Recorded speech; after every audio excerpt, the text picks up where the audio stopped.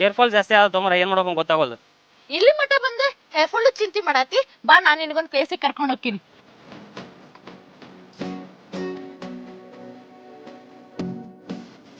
ನಾವಿವತ್ತ ಪಕ್ಷಿರಾಜ್ಪುರದಾಗದೀವಿ. ಇಲ್ಲಿ ಹಕ್ಕಿ ಪಿಕ್ಕಿ ಜನಾಂಗದವರು ಲೋಕಲ್ ಗಿಡ ಮೂಲಿಕೆಗಳನ್ನ ಬಳಸಿ ಹೇರ್ ಆಯಿಲ್ ತಯಾರು ಮಾಡ್ತಾರ.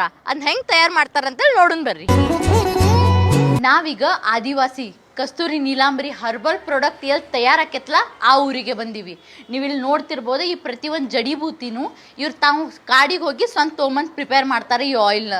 ನನಗೂ ಭಾಳ ಕ್ಯೂರಿಯಾಸಿಟಿ ಇತ್ತು, ಈ ಆಯಿಲ್ ಹೆಂಗೆ ಪ್ರಿಪೇರ್ ಆಕೈತಪ್ಪ, ಇವೆಲ್ಲ ಹಿಂಗೆ ತೋರಿಸಿದ್ದು ರಿಯಲ್ ಅದಾವ ಆಯಿಲ್ ಅಂತೇಳಿ ನೋಡೋ ಸಂಬಂಧ ನಾವು ಇವತ್ತು ಅವ್ರ ಊರಿಗೆ ಬಂದೀವಿ.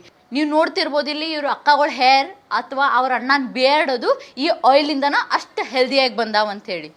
ನೀವೀಗ ಇಲ್ಲಿ ನೋಡ್ಬೋದು, ಅವ್ರು ಪ್ರತಿಯೊಂದು ಜಡಿಬೂತಿ ಹಾಕಿ ನಮ್ಮ ಕಣ್ ಮುಂದನ ಆಯಿಲ್ ಪ್ರಿಪೇರ್ ಮಾಡಿ ತೋರ್ಸತ್ತಾರ.